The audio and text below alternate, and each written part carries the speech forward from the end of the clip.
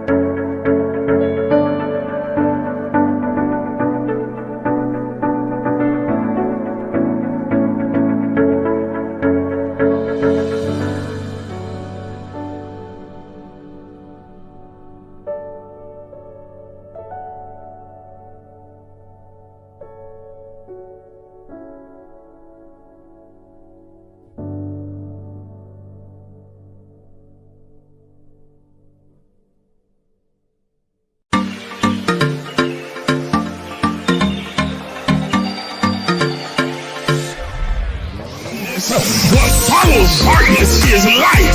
That darkness is the indicator that light is getting ready to shine.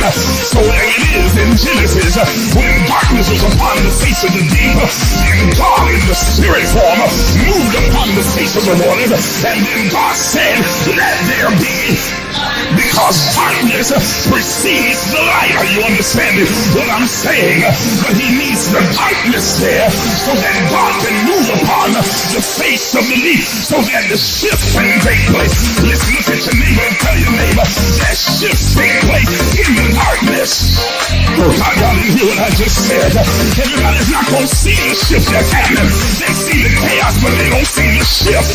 They see all the craziness going on in your life, but they don't understand that underneath the darkness, God is moving in secret. He's moving in quiet. He's moving in the hidden places. He's moving in the cracks and the corners and the crevices. He's moving in places that you cannot see.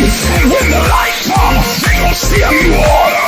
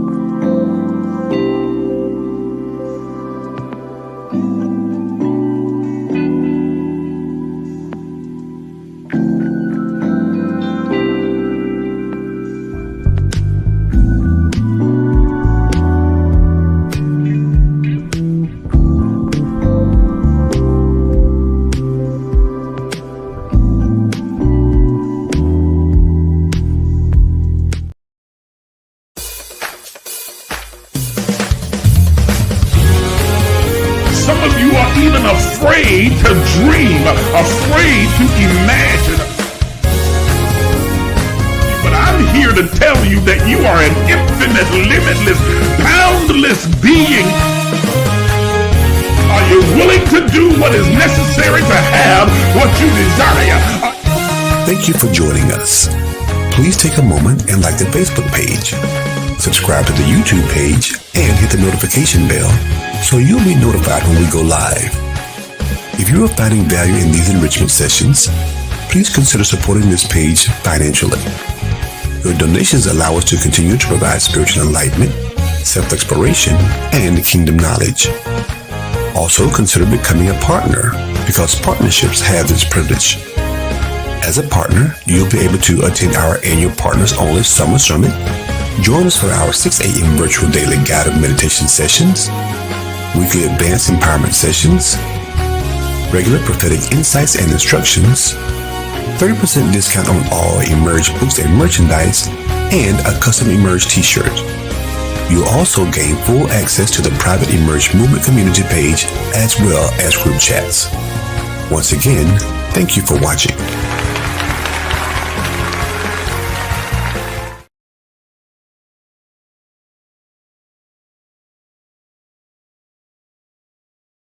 Senior, and I am overjoyed and ecstatic that you've decided to join me today for this conscious conversation. You have just tuned into one of the most powerful places on the planet, and I can guarantee you that you will leave here with some insight, some encouragement, some inspiration that will equip you to create, cultivate, and curate the life that you desire. Remember, this is not about a religious experience. It's about a spiritual experience, expanding your life, expanding your consciousness, awakening to your true, authentic self so that you're able to create the life that you desire, because your destiny is your choice. And I'm so glad that you decided to join me for this time of sharing together. We're going to get right into our conversation for this afternoon, or, well, I guess it's evening now, this evening. But before we do, I'm going to ask everybody who's watching me across every single platform, please do me a favor. Share this live right now. Come on, take about 15, 30 seconds and hit the share button and share it out to all your friends, your family, all your cousins, your mama and them, your daddy and them, all your friends, and your group texts, your group chats that you have. Send the link out to everybody that you can think of and invite them to come and be a part of this conscious conversation. Any person that you think would benefit from being a part of this conversation, this is where they need to be. This is the place to be, to have an open and robust dialogue on these topics. And today we are talking about the journey to remembrance. I know we've been doing this series now for the past 5 weeks, and this will be number 6. As we are unpacking this impactful statement that we gleaned from one of the sacred texts in the Bible, in Romans chapter 8, where it says, whom God foreknew, them he also predestined to be conformed into the image of his son, and whom he did predestine, them he also called. And then today we're going to talk about justified, because whom he also called, them he also justified. And what is the implication of being declared justified by God? I think that this is going to be very helpful to a lot of people. It's a very liberating message, very liberating conversation and topic of conversation that I think if everybody pays attention and listens, that it's going to be very helpful to you. Hello, the baby, Crybaby, good to have you in here. Hello, Henry, it's good to have you. Alicia, Simple, I'm so glad that you're here. Yolanda, thank you for tuning in. Continue to invite others to come and be a part of this live. Those of you who are watching on other platforms as well, thank you as well. Please don't hesitate to comment in the comment section so that I'll know that you are who you are, that you're sitting out there in the audience, and I want to welcome you as well. On one of the platforms, the names automatically pop up, so I'm able to welcome them. With the other platforms, I just get numbers that come up, so if you don't comment, then I don't know you're here. Those of you who are watching on this particular platform, you know you have also the ability to be able to tag other people in this live. So go in the comments and just begin to tag all your friends. I mean, as many as you can think of, all of the suggested people, the ones that you know personally, as well as the ones that you don't necessarily know, but they're just following you on your social media. Invite them anyway, tag them, tag their names, and invite them over to come over and be a part of this conversation. I know I'm talking really fast, huh? I'm doing that so that I can get through the preliminaries so that we can get into the conversation for today. All right. So Let's do that as I speak. We are talking about the journey to remembering. And the reason that we're using that particular title, that particular context, because all of us are in the process of remembering, of reconstructing, reconfiguring, developing, calling back to our mind the life that we agreed to enter this three-dimensional realm to live, that one that we co-created with God in eternity past. We talked about this in our first and former lessons that we discussed, and so I won't go into a whole detailed review of it, but we understand that all of us existed in the mind of God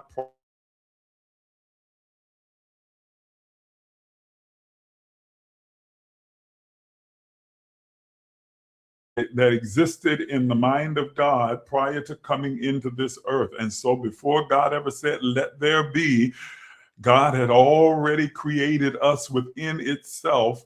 And there we were with God, co-creating all creation and creating every iteration of life that we would ever experience in this realm.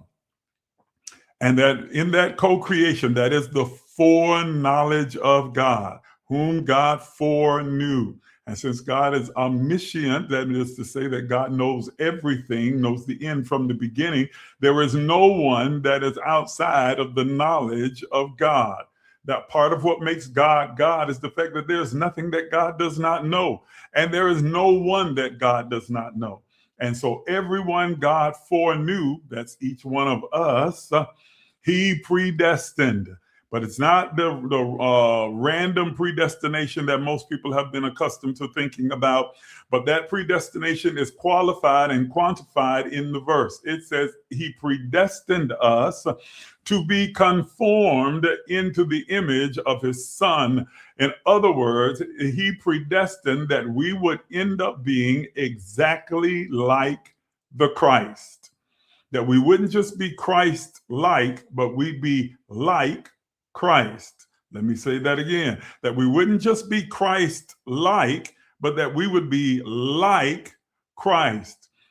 Jesus confirms and affirms this particular truth in his own experiences here on the earth. Jesus says, everything that you saw, you see me do.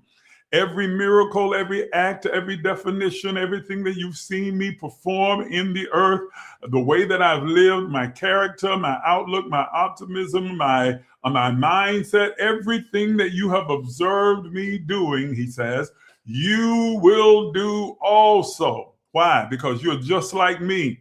You are exactly as I am. Just as I am one with God and filled with all of the wonder, glory, and power of God, then so are you. And just as when you see me, you have seen the Father, when I see you, I'm seeing a version of God in three-dimensional form. And you carry the divinity of God in you, through you, and as you. Okay, and I know I'm going through that pretty quickly because we've already had a detailed conversation about that in our past conversations. So I want to get to the justified this afternoon, this evening. Is it morning, afternoon, or evening? Evening.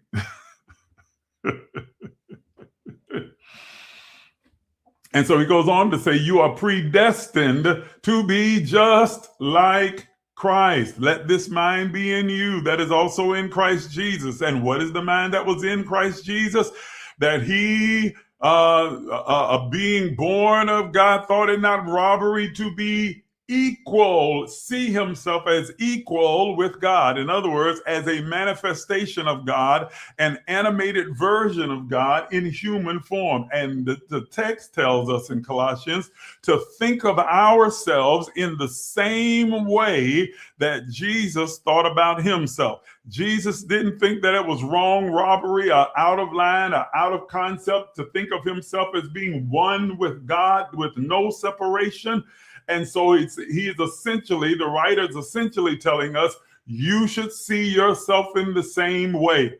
that God is not some old man sitting on a throne up in the sky with a scepter in his hand and a crown on his head, but God is a divine, unbreakable, unshakable, unstoppable force, all powerful, that lives in us, through us, and as us, and that demonstrates its presence and its power throughout all of the universe and all of creation.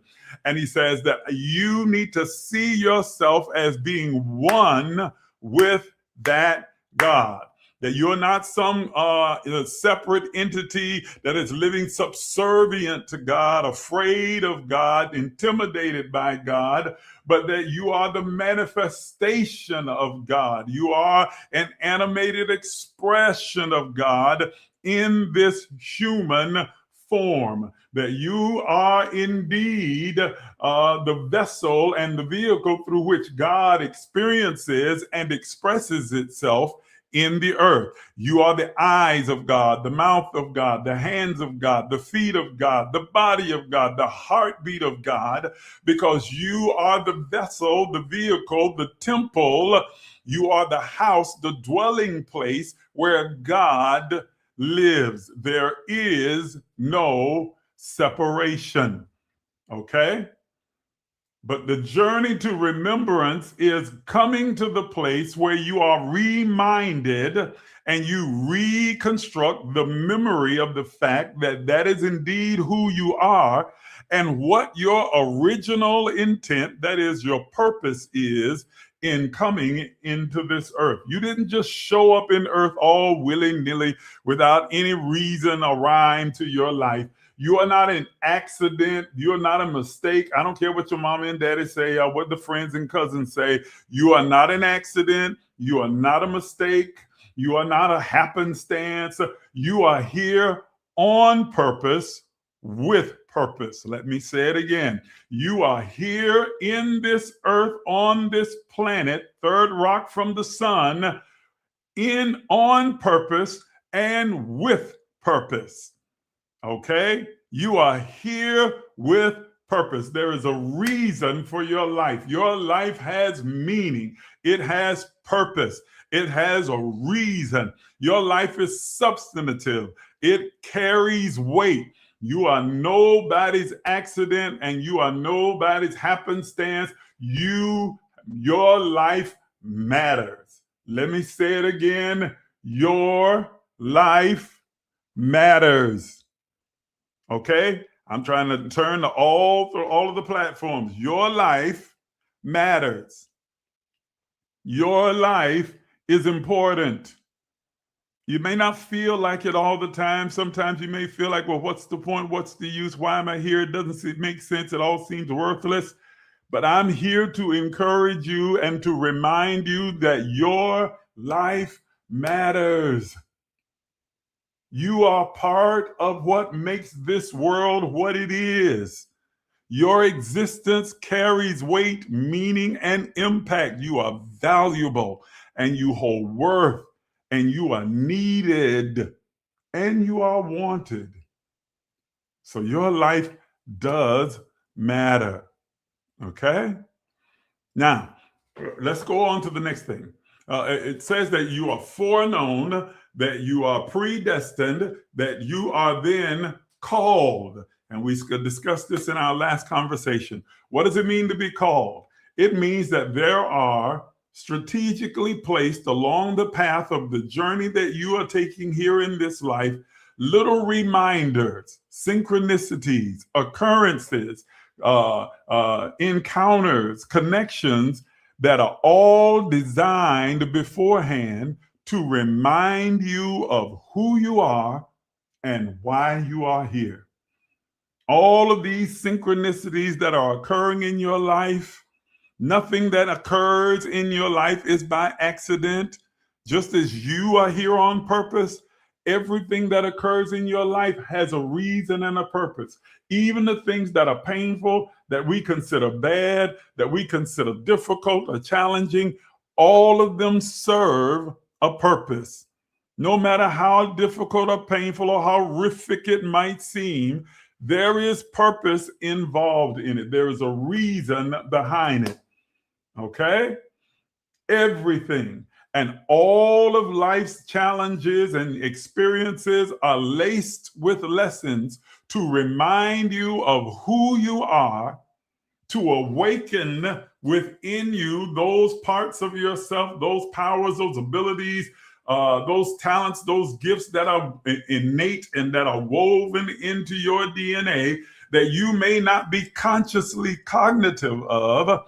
You may not be consciously aware that they are there, but when life places the right demand on you, they awaken inside of you, and you find yourself doing what you didn't know you could do, knowing what you didn't know you knew, okay? Accomplishing what you had no idea that you had the capacity to accomplish. It awakens a part of you that is tucked away, woven and coded and loaded into your DNA, lying there dormant, waiting for the call to awaken you to it, to remind you of it, okay? This is what it means to be called. This is not about a vocation. It's not about an occupation. Well, I'm called to be a doctor, called to be a singer, I'm called to be a preacher, I'm called to be this, that, and the other. This is not talking about a call to a vocation. This call is about a summons, if you will. You're being summoned, an alert is going off. It's an alarm clock that is awakening you and reminding you of who you are. In those moments of despair and difficulty, in those moments of challenges and obstacles, in those moments of triumph and victory, there are all of these synchronicities and signs and wonders and occurrences and encounters that are all designed to remind you of who you are. And think about it. If you didn't have those things occur in your life, you wouldn't be the sum total of who you are right now. Okay? So that's all that we've discussed up to this point. Again, that is very, very condensed. That's the Reader's Digest version. Some of you are a little too young to even know what Reader's Digest is. You're probably going like, Reader's Digest? It's a little book that we used to get in the mail. We'd be able to read, had little short stories in it. Never mind. Just use ChatGPT and ask them. Google it. Okay, you youngsters, and that'll tell you what Reader's Digest was. Okay, so that's the Reader's Digest version of that. The next thing that is in the progression of this particular text is you are foreknown, you are predestined, you are called. And then finally, now the next thing is you are justified. Now this is going to be good. And if those of you who are wondering, this is in Romans chapter 8. We're looking at verse 30 now. Okay. Moreover, whom he did predestinate, them he also called, and whom he called, them he also justified. Justified. To continue the journey to remembrance, discovering our original intent, we have arrived at what I believe is one of the most liberating moments of Paul's progression. And the progression matters. It is the word justified. We have established that the foreknowledge speaks of the framework of this teaching, the existence of the divine consciousness before we were incarnated into this three-dimensional form, that we were predestined in our original intent to be in the image and the likeness of the Christ consciousness, the Christ existence in the earth, that immutability of the soul. We've established that predestination is about purpose and direction toward the soul's moving, and then we are called and summoned in innumerable ways to continually awaken to why we are here, what we are here to do, who we really are, to awaken to our authentic self. But then Paul arrives at this next word in the progression, and again, progression matters. And he uses a term that is very significant. He says, to whom he called, them he also justified. Okay? And if you're taking notes, I want you to write that word justified down. Justified. Just as if I had never failed or faltered or messed up or misjudged. Justified. Okay? Why would justification immediately follow calling? I believe that the sequence matters because once you begin remembering who you are and why you came, you must become free enough to explore what that remembrance means. When you start to awaken to your authentic self, your true divine nature, when you start to realize that your life is filled with purpose and possibility, you need the liberty and the freedom to explore what that calling is, what that purpose is. And you need the liberty to explore it without this pendulum hanging over your head, this sword of Damocles that threatens your life if you happen to make a misjudgment, a mistake, an error, or if you happen to get off course or make a wrong choice or a bad decision. You need that justification that gives you the liberation to be able to explore the infinite possibilities that are out there that will lead you to the next dimension of your being, a knowledge of who you really are and what you are here to do. You need the freedom to experience trial and error. Yes. To be able to mess up and goof up and fumble and stumble and tumble and fall and know that there is not going to be this cutting off, I'm done with you, thrown away, life is over, damnation and condemnation that follows because you're exploring the different possibilities that are in front of you. The Greek word that is used by Paul in this particular passage for justified is dikaio. Dikaio is from the Greek word, which simply means to be declared righteous, to vindicate, to acquit, or to put in right standing. So when you consider the larger argument that is being made in Romans chapter 8, the psychological and spiritual implications of justification are enormous.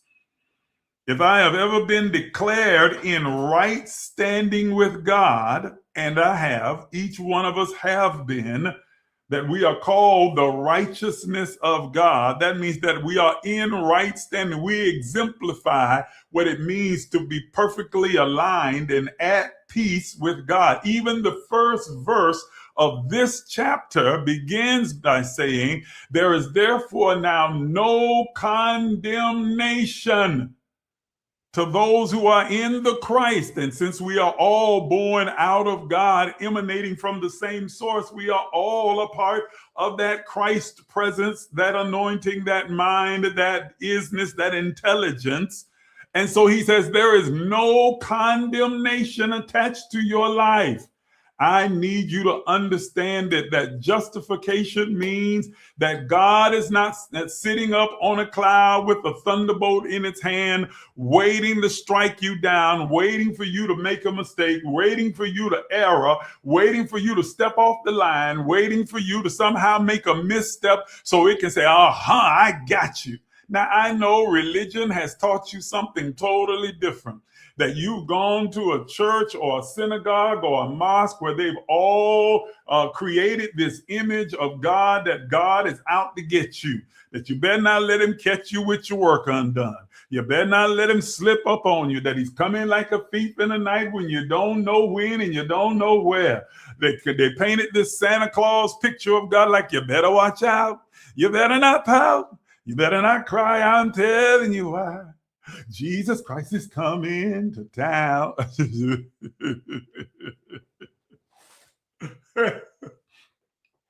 Because God gonna get you.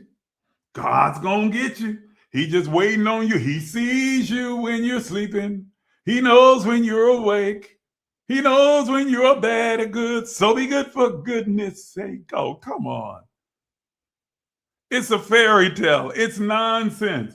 God is not sitting up somewhere waiting for you to fall off the line, waiting for you to make a mistake, looking for you to error so it can now punish you for the error. And so it's even promoted within religious circles that every time something happens in your life that may be adversarial, or it may be adverse, or it may be something that is challenging or painful, well, it's God punishing you. You must have did something. Your God is angry at you. God is upset. How many times have you heard the so-called prophets and all they ever say is doom and gloom? God is upset. God is angry. God is mad. You done pissed God off. You done got God upset. You done got on God's last nerve. God getting ready to get you, God, because God don't play by me. So you better be careful how you deal with me, because God will get you by messing with me. What kind of that's called anthropomorphism.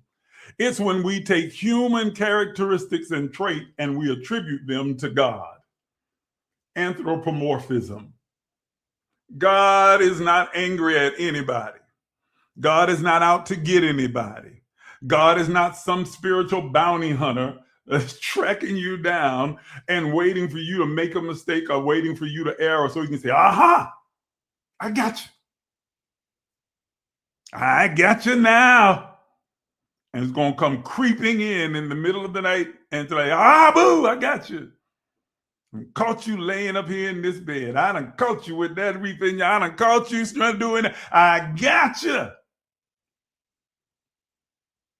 And if you don't hurry up and get it right, I'm going to kill you and send you to hell. What kind of crazy nonsense. This evil, maniacal, sadistic God that the world, that the religious world has created and imposed upon people, has people who are the image and likeness of God afraid of the God that they actually reflect. Come on, how many of you that are watching me right now have lived your life in fear of the same God that the same people told you, oh, he just loves you unconditionally. But if you mess up, he gonna get you. He loves you unconditionally. But if you don't keep all the rules, he gonna send you to hell. He loves you unconditional. There's nothing you could ever do to stop God from loving you except if you do this, and you don't get it right before he come back, you are done. You are cut off. Do you hear how nonsensical that is? Does that sound like it's unconditional? No. And so instead of you living your life, instead of you experiencing life to its fullest, instead of you taking the time to explore the infinite possibilities of what could be your purpose and reason for being, you now have to give all of your effort and your attention to focusing on walking this imaginary chalk line, walking on this imaginary tightrope, because if you happen to misstep and step the wrong way, you're going to fall off the rope into the dungeon. You're going to fall off of that rope and fall right into that bottomless pit, the abyss called hell.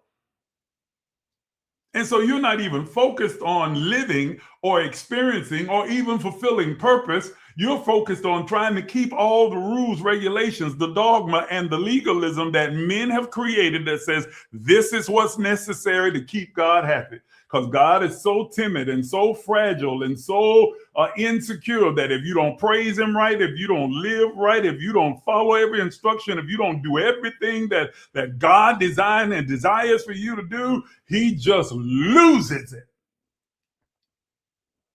Does that sound like God, or does it sound like a human? It sounds like a human. It might sound like your mama and your daddy. It may sound like your spouse. Or your partner. It may sound like some of your flighty, fickle friends, but it certainly does not define nor describe the character and the nature of God. Okay, stop letting people think that God, make you think that God is angry with you, that God is upset with you, that you somehow let God down, that you somehow disappointed God, that you somehow broke God's heart. And now God is angry and grieved and hurt and just, filled with all kinds of regret because of what you decided to do. That is nonsense, ladies and gentlemen. That is nonsense. It runs counter to the reality of who even the religious people say that God is. They will all tell you that God knows everything. Every single one of them would agree with me who are on here. If they were here, they would say, absolutely, there's nothing that God doesn't know. God is omniscient. God is all knowing. There is nothing outside of the scope and the mind of God. There is nothing that God does not know. They would further agree, according to their same scripture in Isaiah, God knows the end from the beginning. So nothing surprises God. Nothing catches God off guard. Nothing ever comes in that God is like, well, I didn't know they were going to do that. Well, good Lord, that caught me off guard. Well, I can't believe that this happened, because he knows the end from the beginning. Well, if that is the case, then how could God ever feel disappointed or be let down by anything that I choose to do?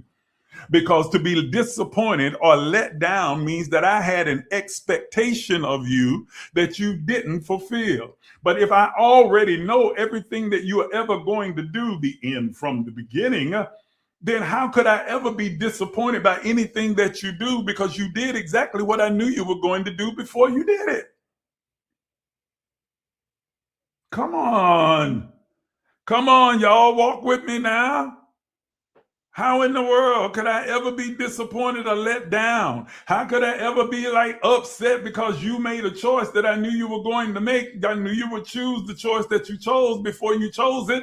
So I expected you to do exactly what you did and made provision for the fact that you would do it so that what you did wouldn't take you out. But instead, you would learn from it, grow from it, develop from it, evolve from it, and become a better version of you than you were before you did the thing that I knew you were going to do before you did it.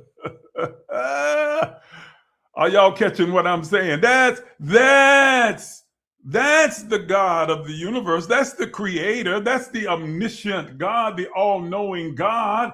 Not walking around here pouting and upset and disappointed and grieving because you happen to make a choice that doesn't align with what man says that you ought to do, and that society has agreed that this is not good, this is not acceptable, this is not a great thing, this is out of alignment. But God is not moved or upset or broken or terrified or intimidated by anything that you have ever chosen to do, because those choices are not outside of the scope of God's knowing. And God has justified us. That is, given us the liberty and the freedom to explore, to experiment, to have trials and errors, to make good choices and bad ones, to find the things and the people and the places that align with our highest good vision and version of our life.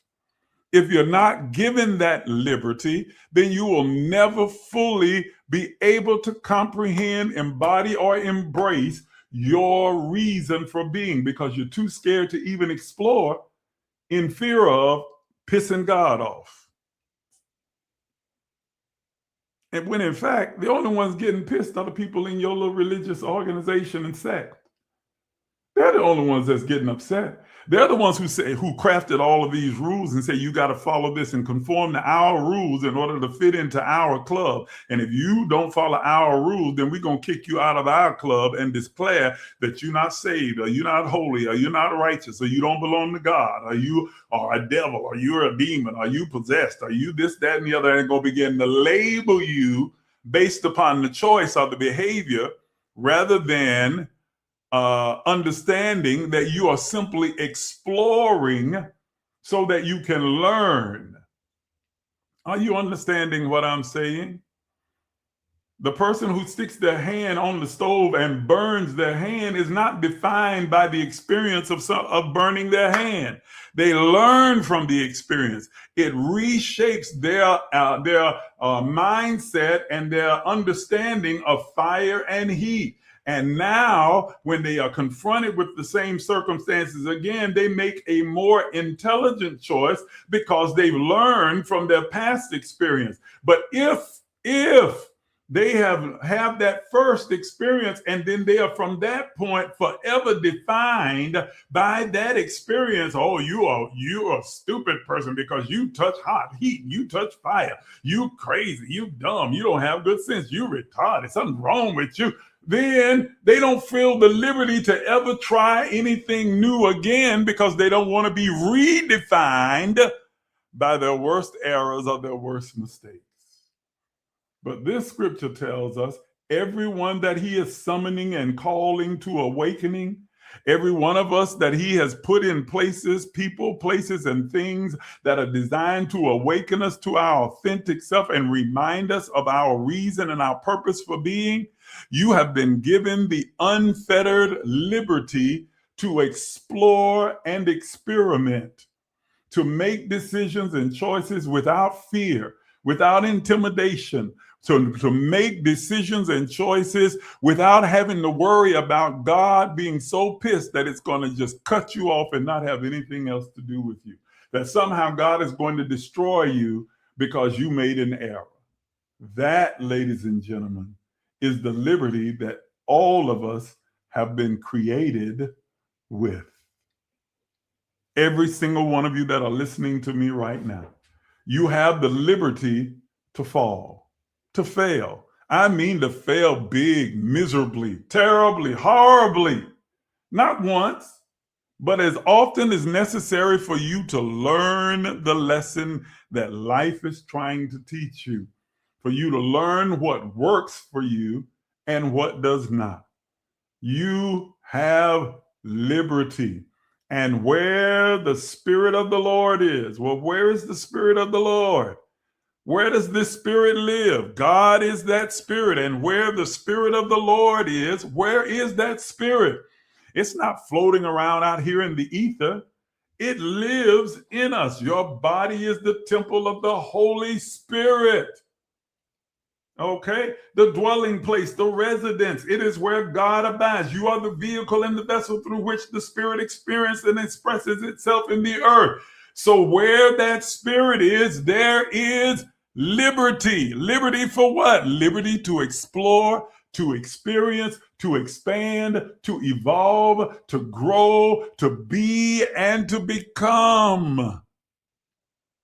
I want to help some of you, especially some of the super religious people that are tuning in, watching me right now. I don't care, and yes, I'm going to say it, I don't care what your denomination, your particular religious ideology, your bishop, your apostle, your imam, your teacher, your pastor, your guru, your minister, your coach, your whatever. I don't care what any of them have to say. You are free to experience and explore whatever is necessary for you to come to a realization of who and what you are and what your purpose is in the earth. And that none of your errors and none of your mistakes and none of your wrong choices or decisions are a defining moment in your life. They do not define who you are. They refine how you think, but they do not define who you are. Goodness, that's good. Somebody, you need to write that one down. They refine how you think, what your perception is, how your choices are made, but they do not define who you are. Okay? They don't give definition to your entire life. You are not defined by your worst choices or your worst mistakes. You are not defined by your best choices or your best decisions. None of those things define you. Your life was defined from the moment you were formed. and you were defined as the image and the likeness of the all of everything of God. That is what defines you. You are divine. You are the divine expression of God. That's the definition of who you are. You are a divine, unbreakable, unshakable, unstoppable, immutable force, a spirit. That is your definition. Nothing outside of that can define or refine who you are. It may refine how you think, but it does not define who you are. Are you hearing what I'm saying to you? Condemnation is one of the greatest enemies of authenticity. It is one of the greatest enemies of the soul. Condemnation limits the soul's capacity and ability to freely experience and explore and discover itself because it is confined and constrained to the rules, regulations, legalisms, and dogmas of a particular religious ideology or a cultural ideology or a environmental or familial ideology that says, well, okay, you can't act this way. That's not how Miles's carry themselves. You're a Miles. You can't be acting like this. You black. You can't be thinking like this. Black people don't do this and they don't do that. Come on.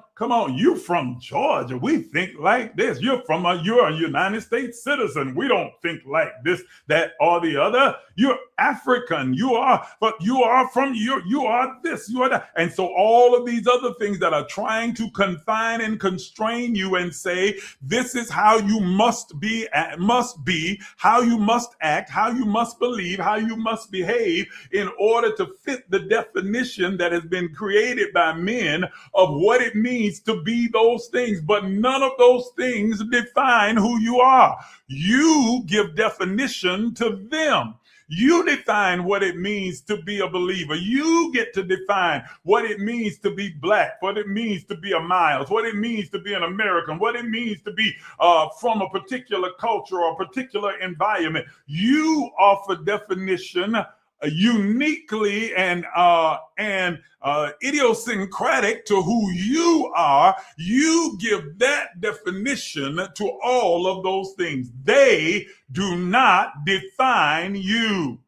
And condemnation, which is the result of all of the constraints and all of the rules and regulations and the dogma, the condemnation that ultimately follows is the most carcinogenic and deadly thing that you can do to the soul, because it rips away the soul's liberty to experiment and to explore and confines it to the chains and fetters of that particular ideological belief and keeps you from experiencing life and that more abundantly. Oh, I can't do that because I don't want to make God mad. Oh, I can't do that because if I do, I'll lose my status as this or that or the other. There is no condemnation. Condemnation dampens and snuffs out authenticity. Oh, God, did you hear what I said? It snuffs out authenticity. How many of you that are watching me right now, because of the religious ideology or the cultural ideology that you were raised in, you refrain from thinking, doing, or even exploring certain things because you've been told you're not supposed to do that. You saved, you can't do that. You're a Christian, you can't do that. You're a Muslim, you can't do that. You're a Hindu, you can't do that. You black people don't do that. You white people don't do that. You can't act this way. And so even though you have a desire to explore it, to experience it, to experiment with it, you suppress that. Come on. You suppress those urges, those desires. You suppress the curiosity. You suppress the child in you. Okay, suffer the little children and forbid them not, for theirs is the kingdom of heaven. In other words, that except you come as a little child, little children don't have those concepts of this is good, this is bad. You know where they get that idea of what's right and wrong and good and bad from, y'all? Us. You don't tell them it's bad, then they just go right ahead and they explore and they experiment. You don't act like anything's wrong with it. They don't feel like nothing wrong either. They're fine with it. They just go on because they're being led by their curiosity. You've lost your sense of curiosity and wonder because you've allowed yourself to be confined to a particular idiom. You've been confined to a religion, confined to a culture, confined to an environment, confined to a particular family, confined to a particular title, confined to a particular definition that has been given by men to a particular thing. And so now you have lost your liberty. Huh? See, here is the correct understanding of the text that has been misinterpreted for years. Stand fast in the liberty wherewith Christ has made you free, and be not entangled again with the yoke of bondage. He wasn't talking about drinking or smoking or fornication or any of those other kinds of nonsense.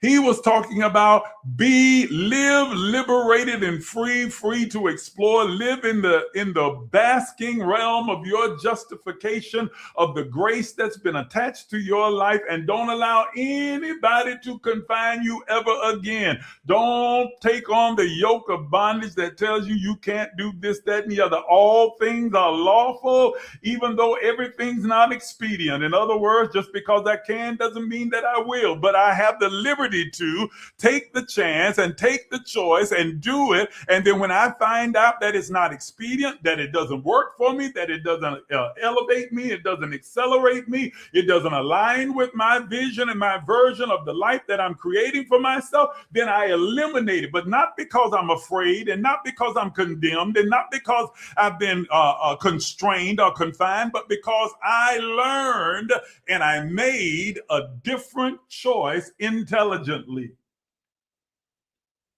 Are you hearing what I'm saying?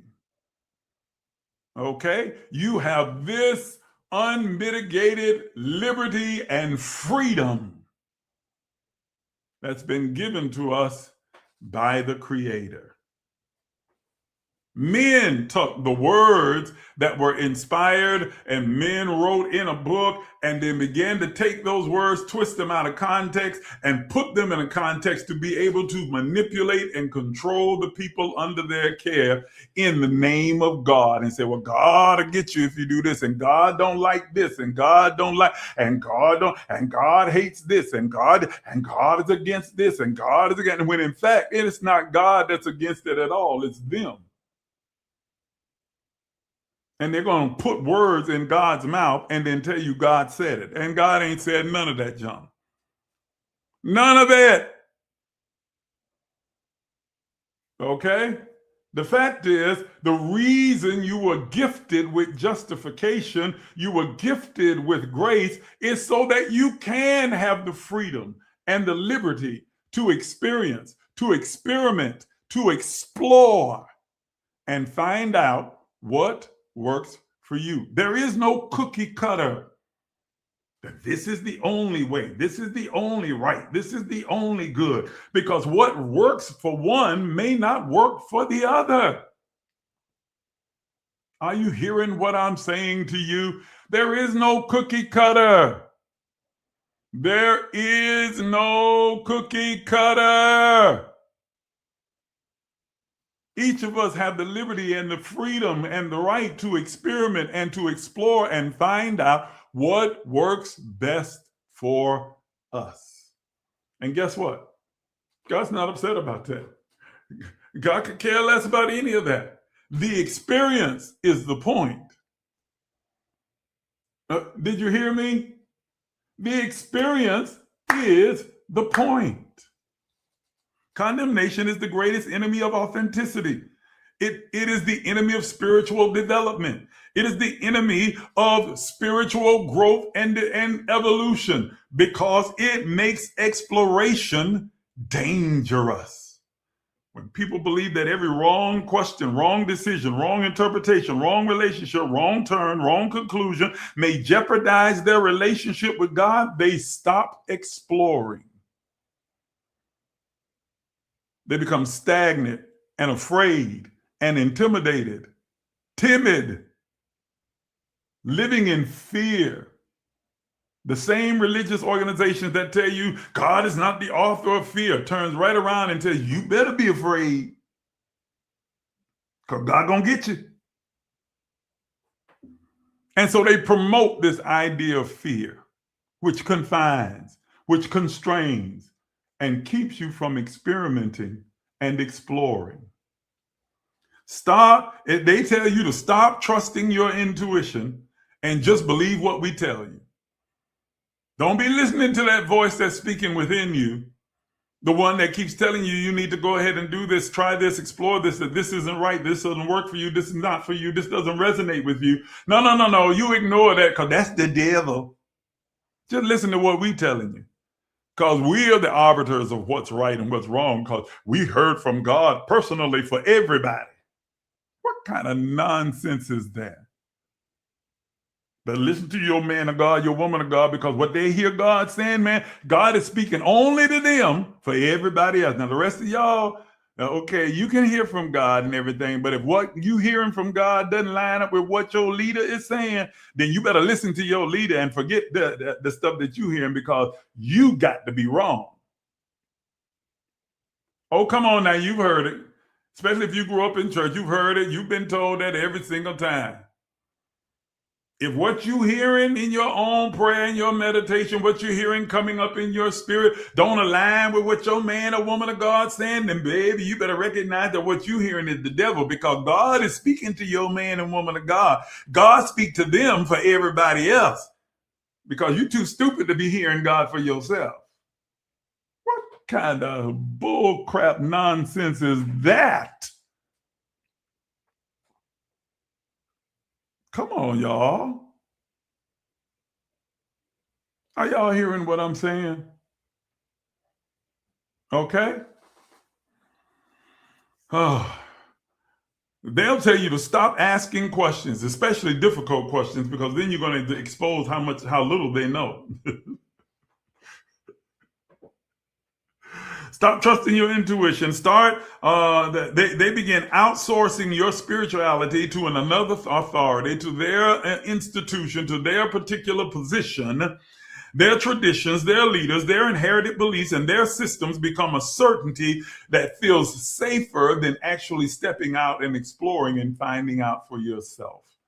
But this word gives you that kind of liberty and should give you the kind of peace and comfort to know that God is not angry with me and God is not out to get me, that God is not some spiritual hitman that has a hit out on me, that God is simply wanting me to experience and explore and become the highest and best version of myself in this iteration of life. And so if that means that I'm going to stumble and fall and make mistakes and errors and go through different difficulties and trials, and I'm going to make some bad decisions and bad relationships and bad choices and bad positions, if I'm going to do some bad things to learn along the way, that's okay. It's all a part of the experience. It's all a part of me growing. It's all a part of me developing, and you are already justified, just as if you had never done it in the sight of God. God doesn't view your wrong or your error as a death sentence. Man does. Are y'all hearing me? Okay? Because discovery requires uncertainty. I'll say it again. Discovery requires uncertainty.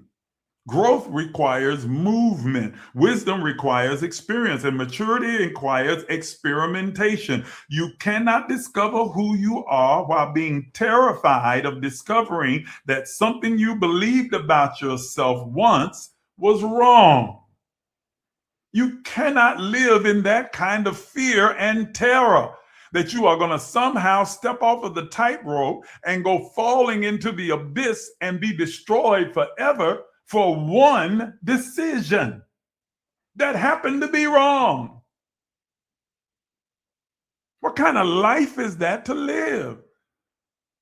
And I am convinced that a lot of people that attend church on the regular, they don't go to church because they love God. They go to church because they're afraid of what might happen if they don't go. I believe that the occurrence of COVID, one of the side effects of COVID was that everybody got shut in and couldn't be able to go out. And people began to awaken that, hey, wait a minute. I can maintain a relationship with God without being in church every Sunday. Now, I'm not saying there's anything wrong with going to church, but church shouldn't become an addiction. It shouldn't become a practice that you are involved in out of fear. It should be somewhere that you go to enjoy community fellowship and growth because that's what you desire, not because you're afraid that God's going to get you if you don't go, that your life's going to fall apart if you don't go, that somehow God's going to be angry and upset with you. The only person that's upset and angry about you not being there is usually the preacher or the pastor because they want that tithe and offering that you bring it. Oh God, I hate to say that. That's stereotyping. That's not all preachers, not even most of them. It's only a handful. Okay. But this is the reason why Romans 8 begins with, there is therefore now no condemnation. Okay? There are doors you beg God to open for you that now you can thank God remained open because now you are understanding that you have the liberty to explore and experiment, that you don't have to get everything right, that you are free to fall and fail. I have several children, okay? 11 to be exact. And what kind of father would I have been if every single time one of them made an error, they were trying to learn to walk and they failed, and I said, okay, that's it. No more walking for you. You clearly don't know how to walk and you ain't gonna ever learn how to walk. So you just stay your little tail down there on that ground and you just crawl. You don't have no more walking. Or if every time they had a boo-boo in their diaper, oh, Lord have mercy, that's it. I'm done with you. I'm tossing you out. You are defective. I need to take you back to the factory because you can't seem to get this poop to go into the toilet. You keep doing it in your clothes. So I'm done with you. No, you don't throw out the child. You take them, you clean them up, you wash them down, you get them dressed in clean clothes, and you say, try again. And you keep letting them try until they learn how to be able to handle the situation properly. And yet, for some reason, we have created this image and likeness of a God that is so egotistical and so maniacal that the moment you ever poop in your diaper, the moment you fall down, God is like, that's it, I'm done, you over, that's it. Now, factory reset, send them back, send them to hell, and let's go ahead and destroy this model, bring a new model in because no, this was not functioning right. How maniacal and evil do you think God is? Absolutely not.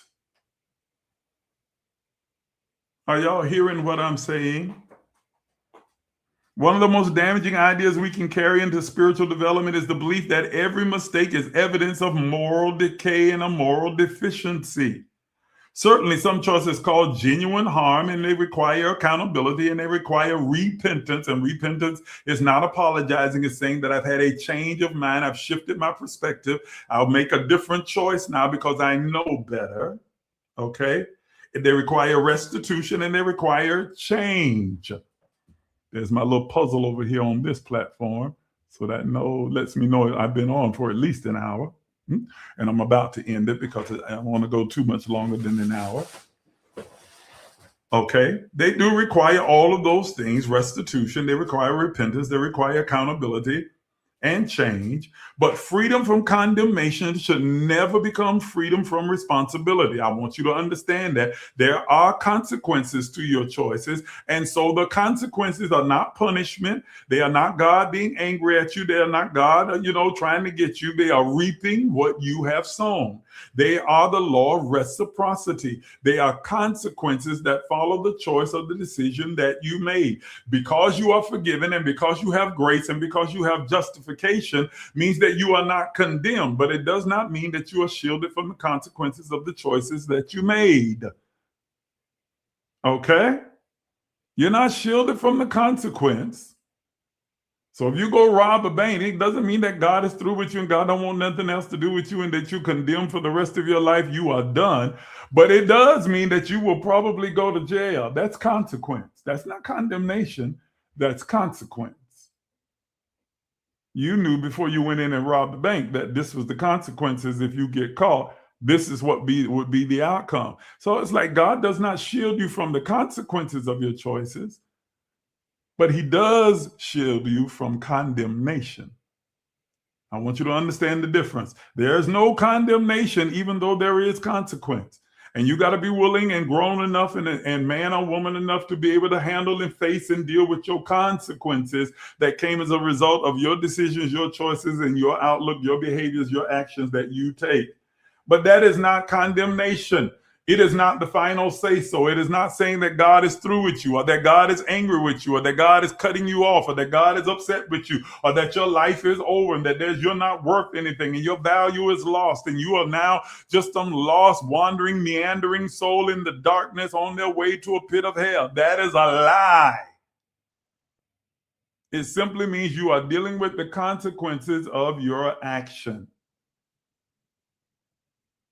Are y'all hearing what I'm saying? And if you're not careful, guilt will ride you to the place where you'll find yourself beating yourself up. And even though others may not be condemning you, you start condemning yourself because you're carrying around this guilt. Can I tell you to let the guilt go today? Justification means that you don't need to carry the weight of guilt on your shoulders, not another moment, not another second, not another day. Let it go.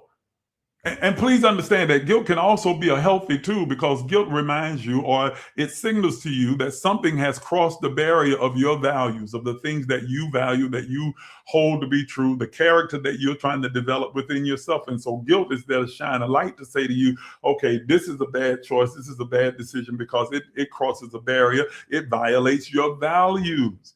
But when you allow guilt to just remain, it begins to fester and now guilt becomes condemnation. And now you start condemning yourself and you start redefining yourself by the worst choices or decisions that you've made. That is not healthy and it's not the will of God for your life. Whew. Man, I'm out of time. I wish I had more time to really deal with this piece right here. But I hope that you got the gist of what I was saying and you understand that God is not against you and not out to get you, that you are not condemned, that you are completely justified. The grace of God is extended toward you, and you are free to choose, experiment, and to explore for as long as you desire, for as many years as necessary. You don't arrive at some magic age and all of a sudden now you know it all. You don't. Man, here it is. I'm 65 years old and I'm still exploring. I'm still experimenting. I'm still trying new things.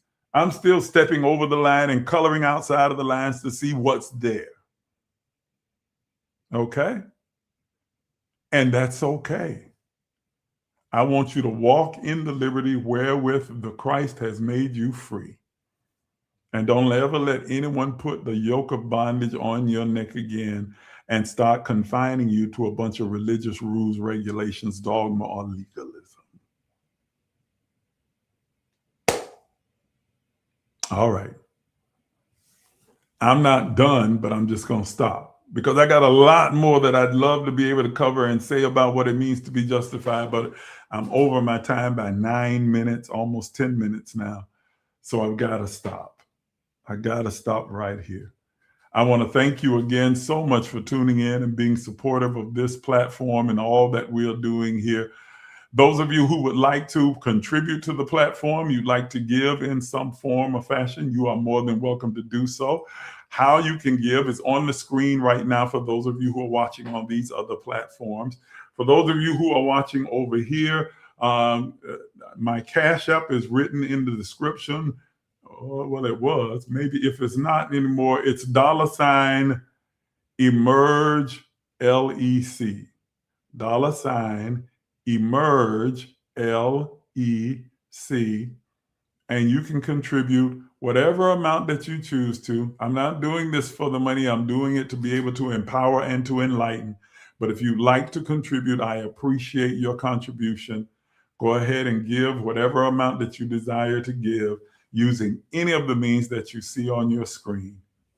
Thank you so much for tuning in, and thank you for participating in this Emerge Empowerment session. I have had a wonderful time. I hope you have too, and that you'll meet me again next week at 6 p.m. for the next Emerge Empowerment session, where we will wrap up this series with the very last word in this particular text, because after justified is the word glorified. And I guarantee you, you're going to learn that that word has a completely different meaning than what you might think. And then we'll see how they all fit together. Foreknowledge, predestination, called, justified, and then glorified. And all of them are designed to help you remember, rediscover who you really are and why you are here in the earth. Thank you again for tuning in. I appreciate each and every one of you. Have an absolutely wonderful evening, and I'll see you next week.